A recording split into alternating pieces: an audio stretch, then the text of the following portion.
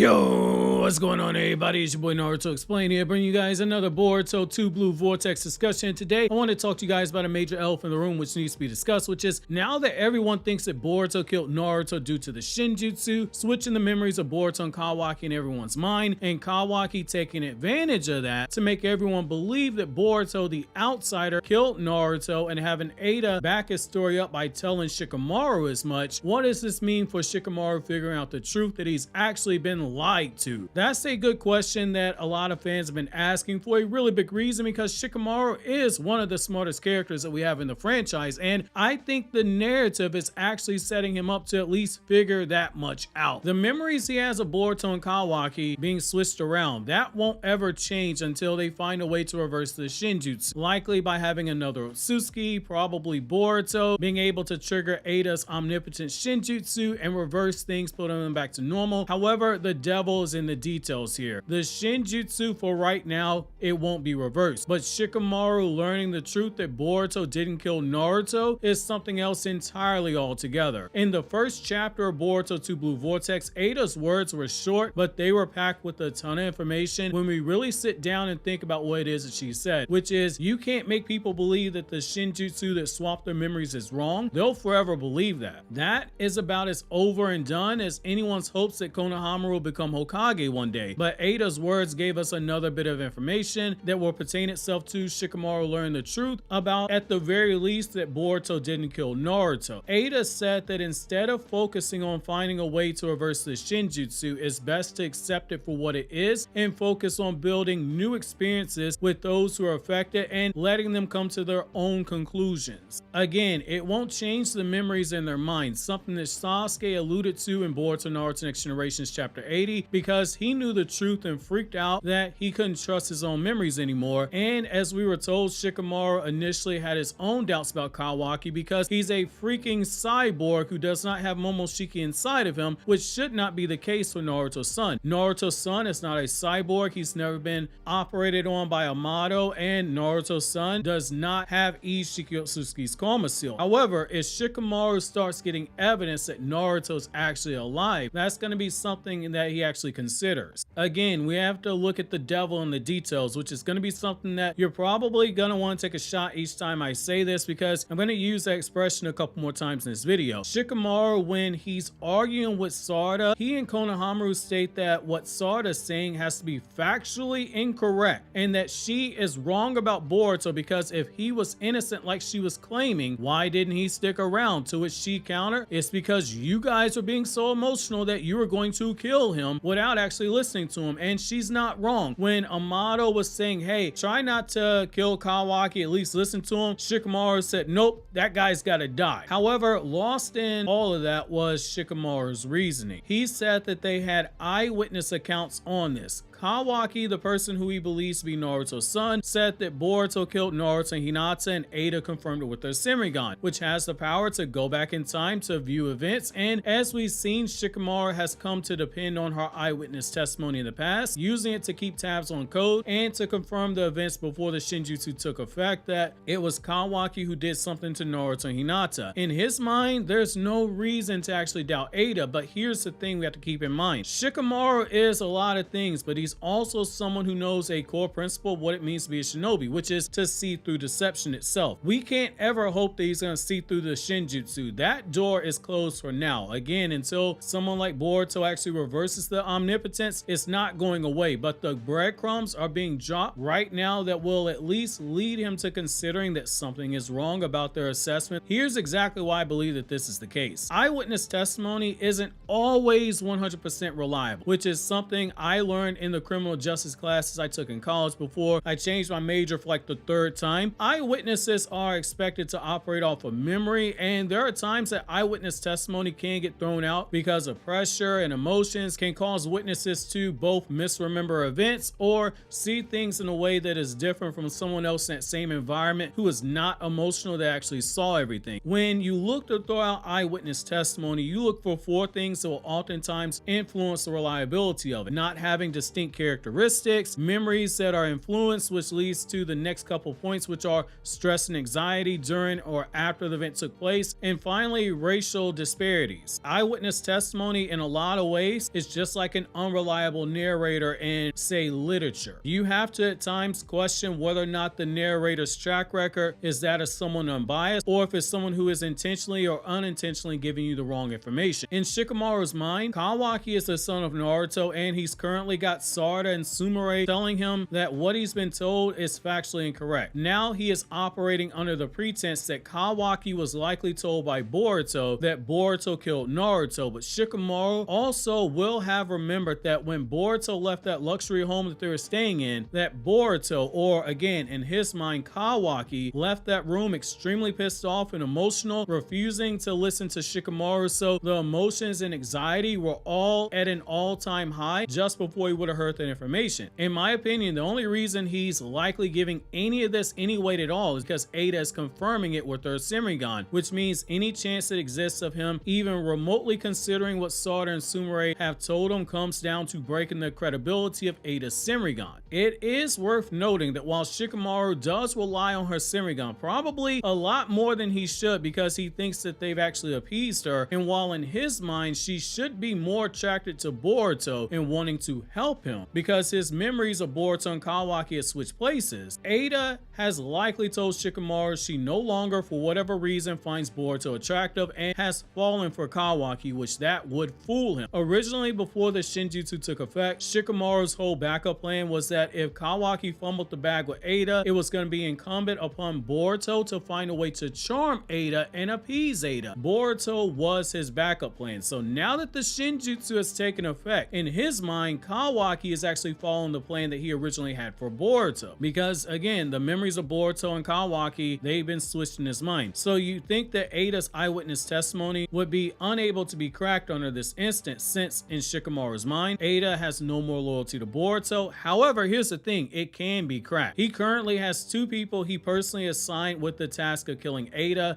if she became a threat to the village, telling him that he's mistaken. That's enough to raise some doubt, and we saw in the chapter just before Sarada left that Shikamaru was drawn with a thinking face, meaning he was at the very least considering the possibility of what it was Sarada was telling him. Again, the Shinjutsu reversal of the memories, that won't change, but this nugget right here of information can be something that can be overturned, which is Boruto being accused of killing Naruto. What this is really going to come down to is Boruto's actions when the battle takes place in Konoha. If Boruto does something like try to save innocent people caught in the middle of the battle, or is shown actively diverting the battle away from the village in order to avoid mass destruction, that's going to raise a huge eyebrow in the minds of Shikamaru. In Shikamaru's mind, Boruto is someone who killed Naruto, so he was so obsessed with Naruto in his mind to the point where he literally killed him on some if I can't have you, then nobody else can have you type of demon time. So Shikamaru is going to ask, what incentive would someone who's willing to go that far to kill Naruto, what incentive would they have to protect the village? Logically speaking, he shouldn't have any incentive to do that, which is why Boruto doing one of those two things, or potentially both of those things, would make Shikamaru stop and pause and consider what Sarada is telling him, that Boruto's innocent, that he's got the wrong information, which that in turn is going to lead to him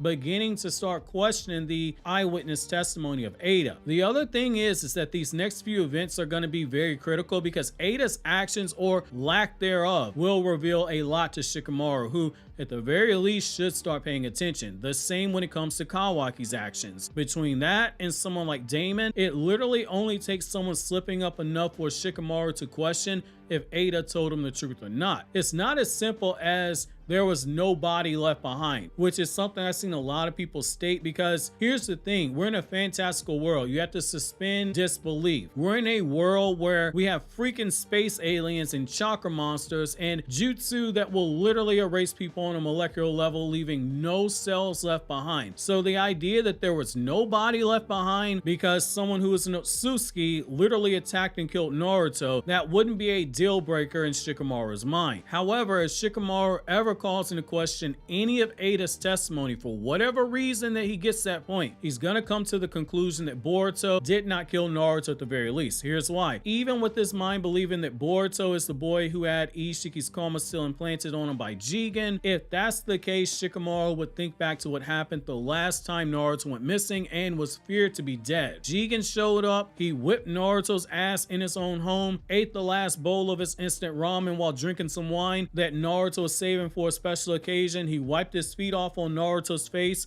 whooped his ass again, and then proceeded to teleport Naruto into another dimension, something that Shikamaru knows is possible for someone with Ishiki's karma seal, which again, in his mind, he'd think that Boruto has it. Or at the very least, he would think that Boruto and Kawaki's karma seal switched, and all of a sudden Kawaki has Ishiki's karma seal and Boruto has Momoshiki's karma seal. However, we know that karma can teleport people, and Shikamaru knows that. In both of those instances, when Jigen and Kawaki sent Naruto away, the sensory unit, they lost Naruto's chakra signature and they were unable to track it. It's not that big of a stretch that he considers the possibility.